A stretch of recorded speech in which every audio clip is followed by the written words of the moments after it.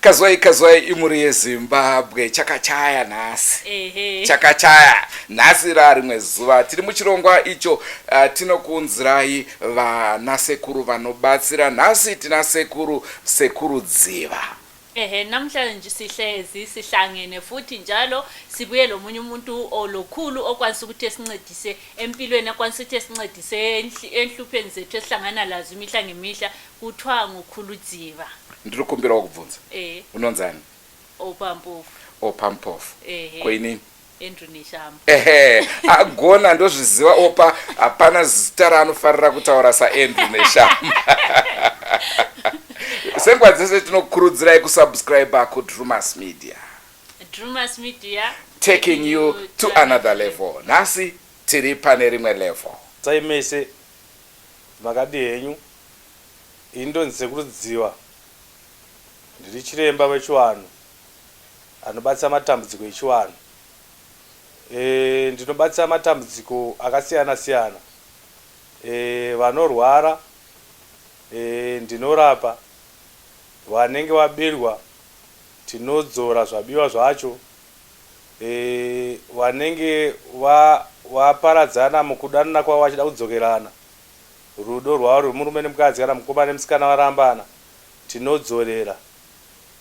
Vanotambudzika nengozi nezvikwambo tinogadzirisa. Vasingakwanisi kunge vachiroorwa kana kuti vane mabasa asingafambi zvakanaka makambani avo tinogadzirisa. Zvese izvo zvinoita. Saka ndinobatsira matambudziko ese emisha nematambudziko ese anonetsa muvanhu akasiyana siyana. Mabata topiki inofadza zvikuru yembavha. Vanhu vazhinji vari kuchema nembavha nevasingade kudzora zvikwereti. Tingade kuziva kuti kana muchinge imimi makubatsira munhu, inini ndabirwa, zvingatore nguva yakadini kuti zvinhu zvangu zvinge zvichidzoka? Munhu anenge abirwa auya kwatiri tazvigadzirisa hazvipfuure 7 days munhu anenge zvinhu zvake zvine zvatodzoka, nemunhu wacho anenge aba zvinhu izvi zvaanenge akutozikana. Anouya ega. Tine magadzira atinoita kuti auye ega adzore zvinhu zvaanenge atora izvozvo. Nekuti ruzhinji rweZimbabwe ruri kuchema nana sekuru vachiti vanodzosa vanhu vanenge vaba, asi pekupedzisira pacho tozoona kuti vanoti ivo pavanozodzokera unona sekuru ko munhu wangu hazanda mubata vanonzi aiwa izvozvi kwaari akutopenga, hazvina evidence, hauzive zvinhu zvako hazvina kudzoka. Saka ipapo ndopataita kuti munyatsotitsanangurira kuti zvechokwadi munhu abirwa zvinhu zvake anodzoka iye achibatwa. Zvechokwadi munhu anenge abirwa zvinhu zvake zvinodzoka iye achibatwa munhu wacho aba zvinhu izvozvo. Zvinoitika izvi mati 7 days. Ko wacho akabirwa pane period here yekuti abirwa pane 2 weeks hazvichaite kana kuti pane gore hazvichaite? Tinoguma pane abirwa zvemwedzi mitatu. Kana abirwa pamwedzi mitatu ipapa zvinhu zvinodzoka. Asi kana mwedzi mitatu yadarikawo iyi hazvichaiti, zvinosasadzoka. Zvezvakunetsa kuzvigadzirisa. Toti nini zvakare uraiti nawo yezvikwereti unoita kuti zvidzoswe? Tine munhu anenge akweretwa mari yake asi munhu uya akuramba kudzora. Tine magadzira atinoita kuti munhu uya auye kuzobhadhara chikwereti ichocho. Tine zvatinoita zvakasiyana siyana pamunhu iye ari kuramba nechikwereti kuti auye kuzobhadhara chikwereti chemunhu iyeye zvinodzoka. Ngiyethemba siyazwakaleleli silalele lapha silokhulu. Namhlanje sihlangane lokhulu oncedisa ngesintu. Uthi yena wakwanisa ukuthi elincedise ngakho ukuthi elibisele lokhu olabe litshontshelwe khona, uthi ezelibisele ukuthi umuntu angikhona ebetshontshelwe ukuze ebanjwe uthatha amalanga ayi7 ukuthi umuntu angikhona eze ebanjwe. So nxa ungatshontshelwa ungahlali more than 3 months, ungadlula more than 3 months ukhulu bengasakwanisa ukuthi ekuncedise. So lingahlali likwazi ukuthi litshontshelwe, njalo ukuthi yancedisa kakhulu kulabo abaswela imisebenzi lalabo abathi amabhizinisi abo ahambi kahle, uthi lingabuya kimi ngiyakwanisa ukuthi ngilincedise. Chera imimi zvamukutaura handisi kuzvinzwa, saka handisi kuzoti mutaura chokwadi here kana mutaura nhema. ngikhuluma iqiniso Eh.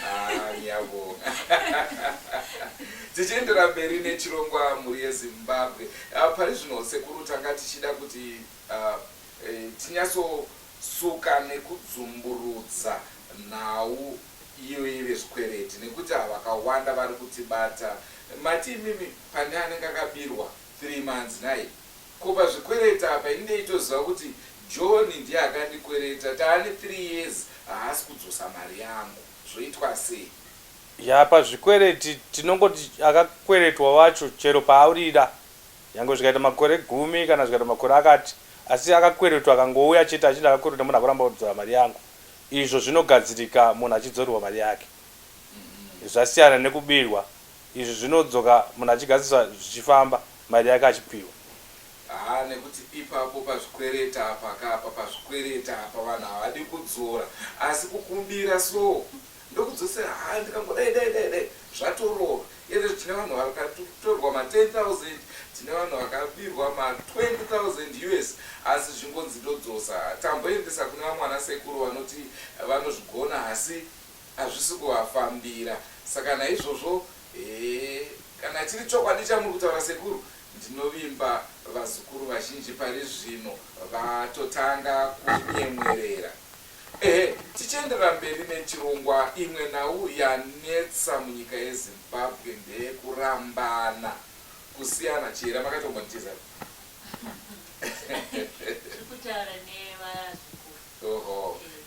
vari kurambana vana saka tinobatwa nevarume vachiti mukadzi wangu akaenda haasi kudzoka tobatwa nevakadzi murume wangu akaenda haasi kudzoka vamwe vachindatorwa musha nepambi ndiye akutoningirika akutodiwa ina handichadiwa zvoitwa sei munobatsira here pamatambudziko erudzi irworwo? Izvo ndo zvatakunyanya kubatsira nokuti ndo vanhu vatiri kusangana navo matare medu vakawandisa vari kupoya mudzimba vari kurambana zvisinganzwisike saka pakadaro tinobatsira kuti atizwa nemukadzi wake adzoke kana kuti atizwa nemurume wake adzoke asi chachakakunyanyaita mazuva ano ndechekuti takutobva tagadzira murume wacho iyeye kuti asabude kunzoko takabva tagadzira futi mukadzi wacho iyeye kuti asabude kunzoko tingobatanidza vanhu pamwe chete saka vanhu vakauya vaine dambudziko remumba rekudanana rerudo iri taakugadzira zvokuti vanhu hapana achapoya hapana achadii vanhu vakubva vadzikama vari mukati medzimba tinozvigadzira chaizvozvo. Mati mimi munomugadzira murume zvokuti haachabudi?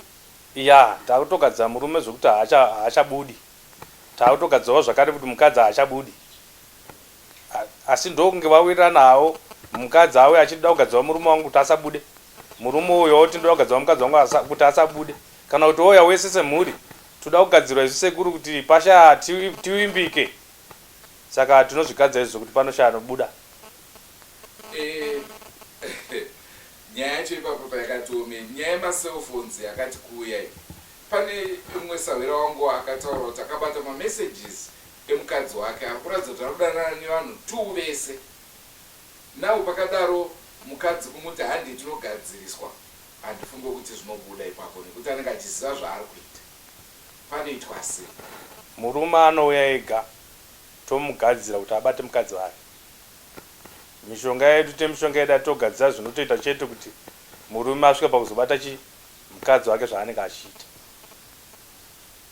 Muri kuzvinzwa mhuri yeZimbabwe kune vaya vagara vachichema nenhau yegumbo mumba gumbo panze beyond.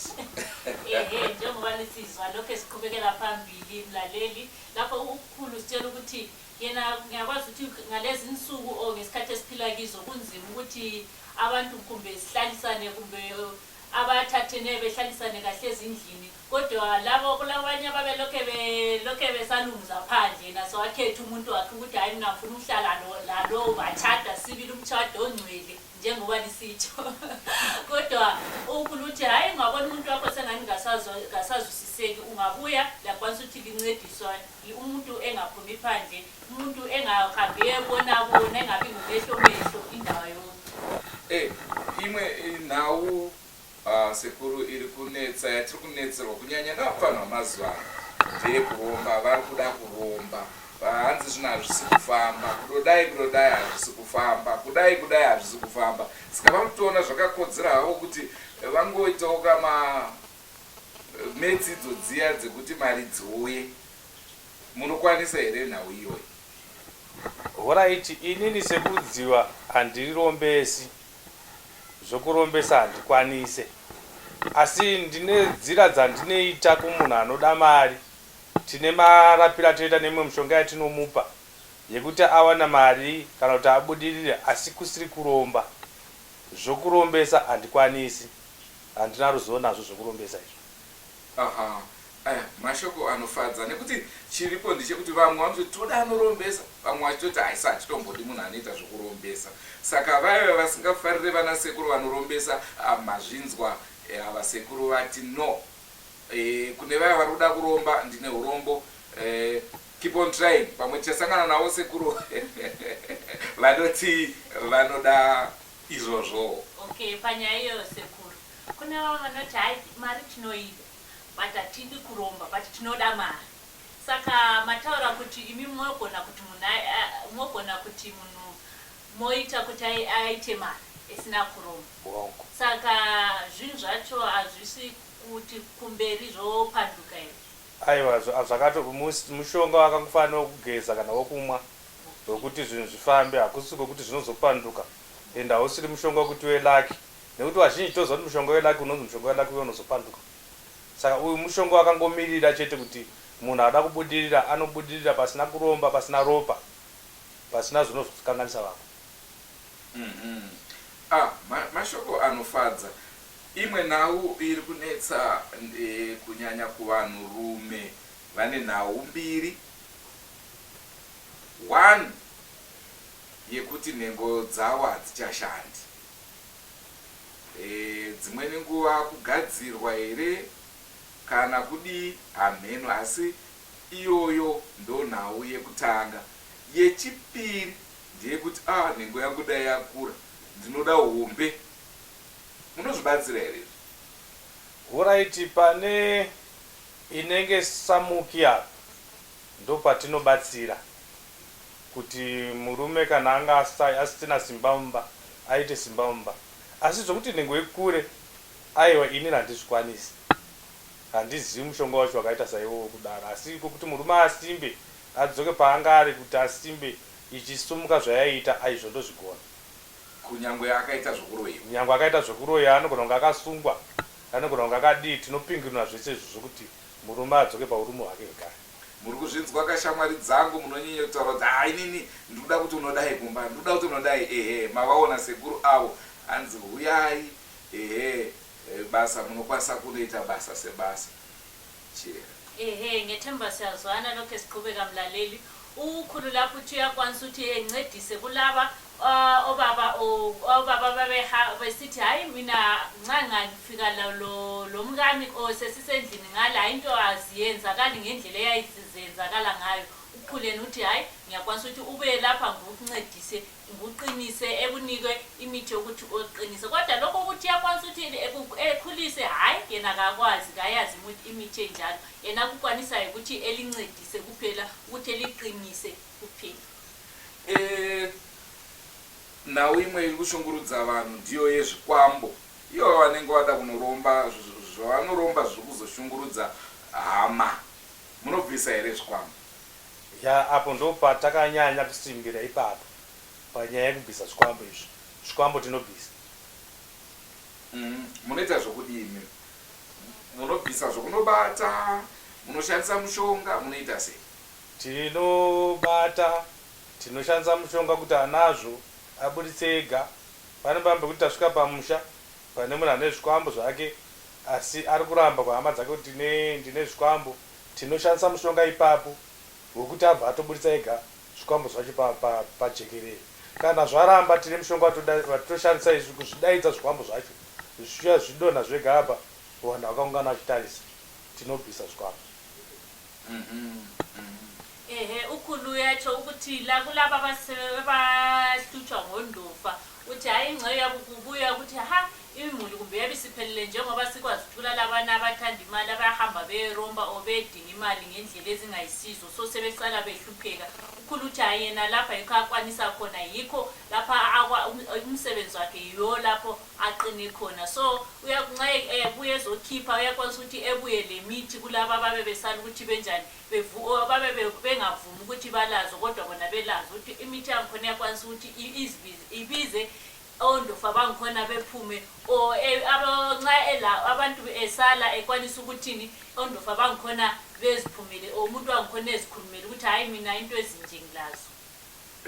Muri Zimbabwe tiri kuendera mberi nechirongwa chenyu, chirongwa chamunoda, chirongwa chinokudzidzisai kwatiri kubva kwatiri kuenda mararamiro edu sevanhu vatema vechivanhu. Ino nguva haisi imi vanoda zvemachechi nekuti tinozona makukomenda zvisirizvo. Aiwa, uko hakusi kumunda kwenyu, siyai vane zvitendero zvavo vange vachiteera izvozvo kwete kutukirira vedzisvondo mukana wenyu uri kuuya uyezve vedzisvondo kana makubuda vechivanhu vedwe bora pasi ndege neshiri mudenga handizvo.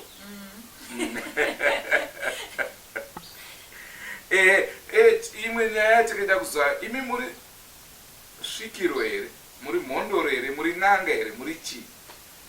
Inini ndiri n'anga.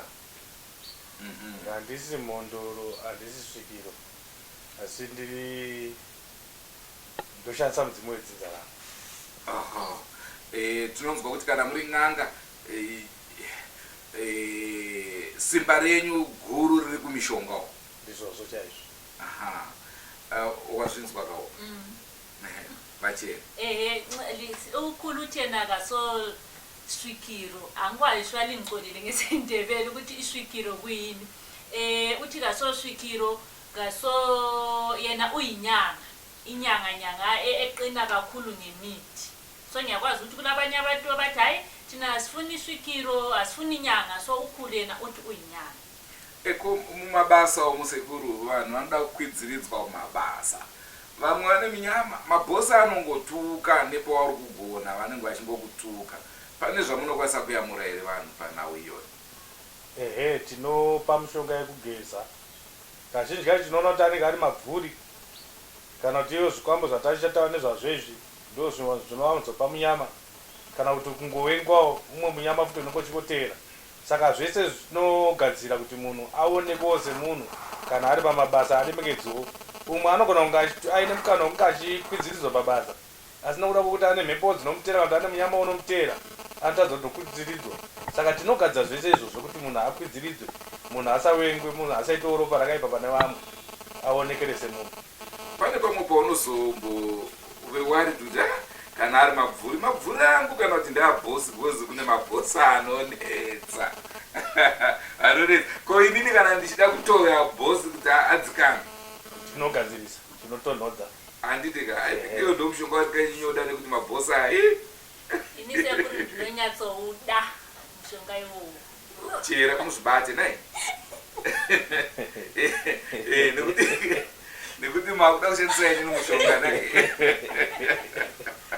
Kufara kwatiri kuita muri Zimbabwe asi tinenge tichiedza kutsvaga chokwadi chekuti mungayamurike sei, tingayamurike sei pane zvinenge zvichitishungurudza. Nawo imwe ndeyekusvitsa mudzimu. Munosvitsa here mudzimu? Mudzimu tinosvitsa, mudzimu tinoburitsa. Wedzinza tinoburitsa, yemumvura yemasha yemanjuzu tinogadzira, masadaka acho zvisi tinoita. Imimi sezvo muri n'anga pane here zvinozovhiringika nekuti pane dzimwe mhondoro dzinoti dzisvitswe neava ini handizozvinzwise izvozvo. Vamwe vanoti ukabatsirwa nen'anga mudzimu wacho unozodai, vamwe vachiti ukabatsirwa nemhondoro ndo mudzimu chaiwo. Zvakamira sei ipapo? Tinoda kuonesa mhuri yakateerera musiyano wen'anga nemhondoro. Chinhu chinonzi mhondoro mondoro kazhinji kacho inenge isiri ng'anga. Mondoro nesvikiro zvakada kufana mondoro ndo mamondoro anooneka vana guruwe vana Darwin vaya vanofamba vakangomonera machira vaya vasina kupfeka. Kashoma kuti uone mondoro yakaita zvandakaita izvi inenge yakamona micheka yayo mutema ndo inonzi mondoro. Svikiro ndo masvikiro anonzi masvikiro anooreka vanonzi vanooreka kwamutoko waya kuti anonzi masvikiro ekunaisa mvura kana kuti masvikiro anenge achinzi masvikiro enyika akasiyana neng'anga. Ng'anga ndiri munhu anenge ari mudzimu wedzinza rake usine zvekuita nenyika kana kuti usine zvekuita nemadunhu ndo ndechinzi ng'anga. Saka ndinorapa munhu wese anenge angouya ndinobatsira. Saka ndinosidzawo midzimu yakaita semidzimu yemadzinza. Asi ukaita svikiro kana munhu handichakwanisi kusvitsa nokuda kwokuti handizozivi kuti zvinogadzwa sei. Saka chandinogadzira ine ndeshe masha yemumvura emanjuzu aya nemidzimu yemadzinza. Imwe inenge ichitadza kubuda nokuda kwokuti ine mbereka dzezvikwambo kana kuti ine ari kuitsikira kana kuti yakairwa pfuta kana kuti yakakwiribirwa kana kuti yakadii ndiyo yatokwanisa kuti tichichenura tosvitsa midzimu yayo yobuda. Ndisati ndataura zvandoda kutaura maybe opa ungamboda kutaura ndisati ndaendera mberi because hauzozvikwanisi kana zvawanda. Okay, ukhulu lapha uthi yena ule kwehlukene inyanga le shikiro o le mondoro ngoba imondoro oyishikiro bayenza into ezitshiyeneyo ngoba sezi ukuthi kudala sakwazi ukuthi kudala kulala abantu okuthiwa yibo abakwanisa ukuthi benjani behambe begidela izulu line kumbe kube lishikiro lelizwe lonke. Ngiyethemba abalaleli zathi ukunceda ngebala lesindebele elimele lishikiro. And then inyanga yona ayilani lokuthi lelizwe olani yona ebifuna ukuthi nxa ufuna ukuthi ukhiphe idlozi o idlozi lakho liphume kebe kufanele ukuthi yena yikho ukwanisa ukuthi ekuncedise yena akuncedisayo ngokukhipha ukuthi idlozi lakho liphume elemuli o elakini ngalandaba lokuthi lezulu ukuthi yana iyenza ukuthi izulu line hayi yena khona apha kangeni indawo yumehluko okhona phakathi kwenyanga leshikiro. Asichera dzungu moita sho mazvinzoka zvataurwa nasekuru kuti ndinokwanisa kuwana mushonga kuti ndzikame. Handiti maiti vanhu vakuda nhamba dzenyu paTV vaya muda kuvapa saka mudzikama. Alright, tiri papo sekuru. Chera anogona kuda kuonererwa nai. Inini ndodawo kudiwa nevasikana.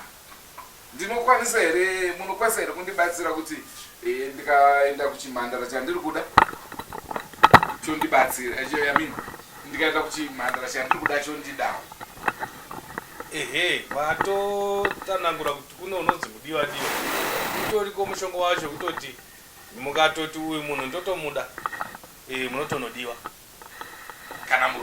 kana murungu vamangoti chete takugadzirai kuti mukutoda munhu akati totokugadzai motonodiwa uriko mushonga iwo. Zvakafanana futi nevakadzi ivava atoti murume uyu ndotomuda baba vandatoachiwa tikatomugadza anotodiwa. Mushonga iwo unokwezva wounza pfungwa dzemunhu iye kuti angonzwa kudaiwo futi nyangwe anga asingadi asi tikakugadzai zvinoita kuti mudai. Azvizoita kuti imwe nguva zvino expire munhu obva atozoti kuti kutsvageko panapa. Zvinoita zvichizokupera nokuti rudo rwokumanikidzira. Saka zvine nguva zvinozopera. Asi nguva yanomboenjoya. Asi mune mambotandara. Mune Zimbabwe here ngaitimboita tichinwira mvura. Singakaika naThamazi ukhulu uthi yakwanisa ukuthi kulabo yakufuna ukuthi uthandwe or ubona intombi enhle wathi hayi intombi enhle le ngizwa sibili ngifuna uyabuya ukhulu uthi yakwanisa ukuthi ekunika umuthi wangikhona yaza kwenza ukuthi intombi yangikhona uhambe ube layo mudiwa but kuthiwa kuya-expire njengoba likwazi ukuthi kuyabe kuluthando olufostelweyo. Ndizabva ndarangarira Taso muimbo yachiimba kuti rudo runochembera here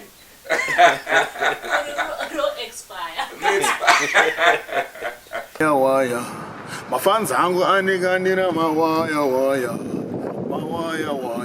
pandinoimba ngoma mese muza waya. Hi Zimbabwe, you're watching True Mass Media. Sound big thing. Tiri kuendera mberi nechirongwa tinge tati timbonwa malemoni kana kune kachando so unoda kungoita kuchinwirwa tea. Nawo imwe ndeye madzimai vane matambudziko akawanda zvikuru. Ndeapi mamwe mabatsiro amunokwanisa kuita kunyanya kumadzimai? Pane vamwe vanoti vari kurara vanorota vaine varume, even varume futi vari kurota vaine madzimai. Zviri nomo here zvozvizvi? Ya ndo mashandiro anoita chikwambo, ndo mashandiro anoita chikwambo. Ukatoona waita dambudziko rakaita sairoro chikwambo chitinetsa, asi zviri pairi. Kune unonzi mubobobo unoshanda futi kuvanhu vechikadzi kana kuvanhu vechirume futi, wachiitwa mukadzi kana murume, asi zvizhinji zvacho chikwambo chinenge chichidaro. Kuvanhu vakadzi chinova chanyanya kuti chinovaita bonde, chawaita bonde chimwe chinogona kuzovabudisa futi neropa risingaperera, zvekuti munhu anotadza kunzwisa zvakamira sei. Saka matambudziko mazhinji atiri kusangana nawo muvanhu vechidzimai ava, kuita vakadzi nekubuda ropa zisinganzwisisiki kubudikidza nechikwambo nemubobobo. Saka matambudziko atinogadzira chaizvo achibva apera zvese zvapera zvakadaro. Ipo pamubobobo apa murume anotoyasoinjoya bonde here sekunge uchisangana nemudzimai fefe? Mubobobo mushonga wekuti munhu anenge aine zvaanenge aida kushandisa achishandisa munhu wechikadzi. Saka anenge aine zvaanozviitira aida kushandisa munhu wechikadzi. Saka handizoziva hangu naanoita kuti anoenjoya here, asi mushonga waanenge achishandisa kuti zvike zvichiita seizvozvo izvo. Ndikadati kana zviri square nditomboti sekuri hamunawo here mubobobo, ndikuti pana andakatageta. Kufara kwatiri kuita mhuri yeZimbabwe, opa uri kuzvinzwa sei? Valaleli ukhulula futhi kulala vana abahlutshwayo ukuthi abaningi bajala ukufona besithi hayi mina nxa emaphutshweni ami ngiphupha ngilo muntu owesilisa, omunye uthi phupha nje umuntu wesifazane but angikwazi ukuthi kwenzakalani, into yangikhona iyangihlupha. Ukhulu uthi yena uyakwanisa ukuthi elincedise khonapha because isikhathi eziningi abantu abanjalo babe besetshenziswa ngabontikoloshi kumbe ngabondofa, so uthi uyakwanisa ukuthi yena elincedise kakhulu incali le ihlangana le nhlupho ezinjalo. Mubasa renyu sekuru pane here zuva ramunoti iri handifi ndakarikanganwa, chichanga chaitika muri kupi?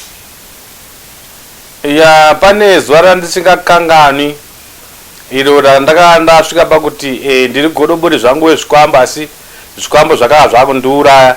Ndiri mukati menzvimbo yekwamurehwa uko panonzi paMufemberi, pandakanga ndichiedza kubatsira munhu ainzi Mufemberi. Zvikwambo zvepo ipapo zvakava zvandiuraya zvekuti dai pasina kuti akanga ndine umwe akazinga achibatsira neni, pamwe dai ndakafira ipapo. Saka rakava basa rakandiremera ende rakava zuva randisingakanganwi panzvimbo iyoyo patakachita basa irori nekuti rakanga achirema. Izvo zvikwambo zvine makategori here kuti semufanana? Zvina kufanana, zvakasiyana siyana. Ndokusiyana kwesimba razvo? Ndokusiyana kwesimba razvo, nekuti chatinonyanya kuti chikwambo kazhinji kacho nyanyoshandiswa mishonga yakashandiswa ipapo, kuti mushonga uyu ndokupi. Tikatarisa mushonga wokuMalawi nemushonga wokuMozambique nemishonga inosiyana. Saka zvinosiyana siyana maererano nemishonga yazvinenge zvakadii zvakashandisira nazvo. Zvimwe zviri nyore nyore chaizvo zvekuti hazvimbonetsa, zvimwe zvavo zvatotozita zvekutoti umwe anobva atofira ipapo. Saka zvakasiyana siyana maererano nemishonga yacho yakashandiswa ipapo. Tingade kunzwawo zvakare nhoroondo yenyu yekurapa. Makatanga kurapa zvarini uyezve zvaita sei? Alright, inini ndakakurira muchechi yePostoli. Saka ndakatanga kuita mubatsiri ndiri kuchechi, ndongoti pandakatanga kubatsira vanhu ndemuna 92. Asi nguva iyoyo ndakanga ndakasimbira kuchechi zvakanyanya. Asi ndiri pakati pekubatsira ndiri muchechi imomo, zvedzinza rangu zvakazondisvikira. Ndobva zvakurwisana nechinamato chiya. Zvakazoita kuti ndichibva ndachizoita mudzimiwo. Saka kuchechi kwacho, nzira dzekuchechi ndo dzandainyanya kubatsira nadzo chaizvo mudzimu usati wandipinda. saka ene ndakusimbira kuchiwana saka ndakatanga muna 92 svika pari zvinezvi ehe makafoni mudiki zvakadi 92 ndandine 21 years saka chiwanhu chakakubatai muri muchechi ehe chiwanhu chakabata ndiri kuchechi nekuti ndakaberekerwa muchechi saka ndango muchechi ndakanga ndiri muprofita ndakanda kuprofita ndiri mudiki ndichinamata vanhu ndichiita zvinoyera ndiri muchechi imomo zvakazongouya zvechiwanhu izvi ndikatanga kurwara kuzodii pesi pandaenda ngonzi mudzimu dzamara mudzimu akazobuda ndiri pakati pechechi pa ndobva watanga uchizoita basa raichi zvechiwanhu saka kuchechi ndine nguva yandinotoenda kuchechi nekuti semunhu akaberekerwa muchechi handina kuda kuzvishora zvechechi asi zvechiwanhu ndobva zvakandibata saka chiwanhu chacho kuti ndichiregere hazvichaikwanisa kuregereka nekuti chainge chine matambudziko enyama yangu kwana saka muchechi hamuzonhongo here unzi aiwe vanotoziziva zvakaipa muchechi zvavanobata ndeung'anga uya wokuromba asi wedzinza unenge usina kuipa nekuti mudzimu wechi tikatasa munhu wese nyangwa ari machechi nyangwa ari kupa hapana asina mudzimu wedzinza rani asi nguva yawo inenge isati yakwana chete kuti ubude nekunge munhu asina kuzviitawo hazvichido nazvo asi munhu wese ari muchechi kana anga muprofita akashingirira zvipari ipapo anopedzera yang'anga muri kuzvinzwa mhuri yezimbabwe takuita tichiswedera kwamvura yacheka makombo lokasiqhubeka siya phambili lokhulu ukuthi yena waqalisa ukusebenzela or waqalisa ukuthi encedisa abantu esesigabeni esasemncane kakhulu eleminyaka engu-21 ngiyathemba ukuthi iminyaka yona leyo yabusafuna ukuthi ukholisa impilo usethi hayi mina ngimncinyane mina ngifuna ukukholisa impilo but yisi isikhathi lapho ukhulu wathi waqalisa ukuthi esebenzele abantu esimpilo but ekuqaliseni wayengumprofita omkhulu encedisa abantu esipostoring but ngendlela yokuthi isintu yiso esasisuka zamkhulela kakhulu zamdingela ezinye inhlupho ukuthi wagcina segula yikho wamenza waze wakwanisa ukuthi eyamukela isintu ekwanisa ukuthi esebenzele esesintwini njalo ilanga athi yena kasoze wafa likhohlwa lilanga lapho ahamba khona esiyakhipha ontikology ondofa waphosa ukumbulala but ngiwancedwe ukuthi wayehambele labantu lomunye umuntu ayemncedisa njalo kukhulu ukuthi noba enyanga injalo yena lokho esaye echechi ngoba wakhulela khona so akaboni lutho olubi ngechechi so yikho esithola khona lapha sicoca lukhulu ya tikudzidza zvakawanda pane uyaita nzi gore redzidzo takapfuura gore redzidzo asi tichirongodzidza nai pane vamwe zvekare vanotibata vachiti izvo inini ndiri murudzi naizvozvo mabatsirwo andinoitwa anozoonekwa here nana sekuru ava sezvo inini ndine rudzi rwangu vamwe vanopirwa pasi pemutsonzowa vamwe vanoenda pasi pemuhacha kusiyanaka kwemarudzi munokwanisa here kunge muchibatsira vanhu vakadaro naisekuru ya kana zvakangodangana nechiwanhu tinobatsira zvese nekuti bese munana mutsonzowa panana mahacha pamukute muzasi merwizi mumapako mese tinopinda saka hapana patinotadza chandinotadza chete kugadzirisa ndevaya vati vane svikiro kana kuti vane atati mayaya tati masvikiro nemhondoro ndo watisingakwanise kuti mhondoro ndedzematunhu kana masvikiro ndekutozikana kuti kwaonooreka ndokunonaisa mvura saka izvo hatina zvatokwanisa kuvabatsira nazvo nekuti hatina ruzivo nazvo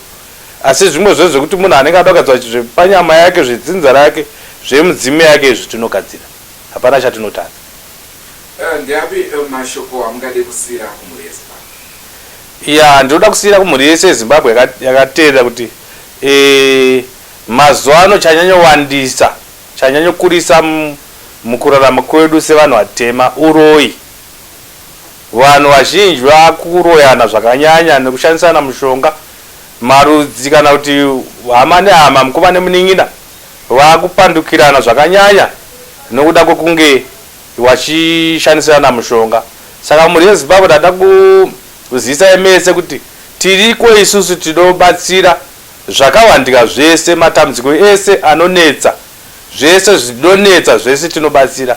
Asi mashoko angu ekupedza ndekuti ini handirombesi, ndinopinginura nekurapa zvaroiwa asi handiroi. Saka ndo musiyano ndakaita nevamwe vanorombesa. Ini handisi murombesa. Kana muchiuya muine matambudziko zvaikuti muri kuuya matambudziko muchisunungura zvakanaka, nemishonga yedu yamuchasangana nayo kunoku haisi mishonga yekuti inozopandukira mhuri kana kuti inozopandukira hama. Aiwa, mishonga inenge yakanaka yekubatsira nekuporesa. Saka huya henyu makasununguka tichibatsirane matambudziko apera. Veruzhinji vangade kuziva kuti munokwanisa kuvabatsira panhare here, kunyanya vari kunze kwenyika, vari kune dzimwe nzvimbo. Vangade kuziva kuti munokwanisa kubatsira pafoni here kana kuti zvinotoda ivo vauya kuno. Tinokwanisa kuvabatsira pafoni. Kana tavabatsira pafoni, kazhinji kacho kana vari kunze obva vatitumira futi mifananidzo yavo pafoni. Kana paine zvinodiwa mifananidzo yavo tinge tichishanda nemifananidzo yavo. Asi tinokwanisa kuvabatsira pafoni, zvinoita vanoyambuka. Saka panhau iyoyo yepafoni, gara zviya kana musikana andokudari mberi kwemakungwa ndokwanisa kungonza picture yake kwamuri. Munongotipa picture yake tobva takugadzirai zvatopera makutowirirana. Saka vari kure vechindwari hanzi izvo tinokwanisa kukubatsirai panhare muri kwamuri ikoko. Asi tingade kuziva zvakare kuti pamatambudziko amunobatsira vanhu vari ikoko ezvikwambo munokwanisa here kuva vanenge vachitsvaga mbereko, munokwanisa here kuvabatsira vari ikoko? Dambudziko ratingaite kana vanotsvaga mbereko asingakwanisi kuzenge tichimutumira mushonga, ipapo vembereko vanogona kutiremera kuti vabatsire, nekuti vembereko vazhinji vacho vanenge vachizoda mishonga yavanodi yatinozovapa kuti vange vachishandisa. Saka ndopangakazotiremere vembereko kana vari kunze. Asi kana tine mukana kuti tokwanisa kuvatumira mushonga vanobatsirika. Asi zvimwe zvese tobatsira zvikwambo chichi tobatsira baba pafoni. Zvembereko ndo zvinganetse nekuti zvine zvauda kuti munhu atoita zvokumwa mushonga wacho. Imimi pamunozoti masvikirwa maakubatsira, munotanga masvikiriswa nenziyo here kana kuti takatongogara ipapo apa munokwanisa kutongoona kuti pana neshamba zvakamira zvakadai zvakadai? Isusu mabatsiro ataakuita mazuva ano, nyangwe tikasangana nemunhu takagara mungava mota kana ngotsvaka pekugara zviri patiri zvaakungobatsira. Hatisiri vanhu vekuti tomira kutanga taridzirwa mbira kana kumboridzwa ngoma. Aiwa, takangoti chero pasvika munhu asvika nedambudziko rake ipapo taakutodana sekuru otobatsira, ubva kubatsira nemunhu matambudziko otopera. Hanzi chisingaperi chinoshura nai. Ukhulu uthi uyakwanisa ukuthi elincedise emafonini lenzele konke emafonini, kodwa kulaba ababebedinga ukuthi bebe labantwana kusuka kuba nzima kakhulu ukuthi elincedise esefonini. Ngeke ufuna ukuthi ebuye ku-ground or nxa likwanisa yakwanisa ukuthi elithumezele imithi yangikhona okufanele iyisebenzi. Pete zvosina kuudza muri yeZimbabwe apanere? Shuwa auna kuodzerwa subscribe. Musaka lingakhohlwa ukuthi lihlabe ibhathani lokusubscribe ku-Drew Mass Media, taking you to another level. Different level. Higher level. Ndinovimba muri yeZimbabwe tatandara zvakwana mazvinzwa zvakasiyana-siyana zvinobatsirwa nasekuru Dziva. Wazvinzwa sei? Hayi, mina ngifunde kakhulu muli yethu enkulu, muli yethu enhle yeDrew Mass Media, kodwa kuthiwa kungapheliyo kuyahlula. Sesihlezi phela sacoca kakhulu lokhulu Dziva. Ngiyakwazi ukuthi kulabanye ababelembuzi etshiyeneyo liyakwanisa ukusifonela kunamba zona lezi eziphumayo, thina siyakwanisa ukuthi silinike inamba zakhe zikakhulu Dziva. Isusathi pe namba mahara noza. Munotanga mangobvisa makandinzwani. Then tobva tangokupai one time. Exactly. So ukuthi silinike inamba zakhe thina siniki mahara njoba likwazi ukuthi nothing for mahara. Pane vamwe vanoona manhamba ana sekuru aya vanoenda kuma-Facebook, vanoenda kukupi. Kana maroerwa mari dzenyu musazobatane nesu, nekuti zvakaitika kuna sekuru Moyana maakutsvaga vana sekuru pama-Facebook. Havasiso advance vana sekuru vazhinji sezvamunofungira imimi. Saka kana makuenda kuma-platforms iva muchitsvaga manhamba avo, aiwa ndimi isusu hatipo ipapo. isikhathi esiningi siyazi ukuthi kulabanye ababe befuna ukuthi behambe bequmele ezindleleni kodwa ungahamba nge-main road uyafika and kusafe ngoba kulabanye abaningi abasabadlela imali zabo ngoba babe befuna ukuthi ayisifuna into zamahara begcine bedlela imali ezinkulu kakhulu ngokuthanda into zamahara kodwa ungabuya eDreamers Media siyakunika inamba right inamba ezakufikisa lapho ufuna uye khona andithi tataura kuti singaperi chinoshura saka chirongwa chanhasi chaita sei sesiphelile indinoera chi shumba regedzai tichivapa shumba vabzoverwe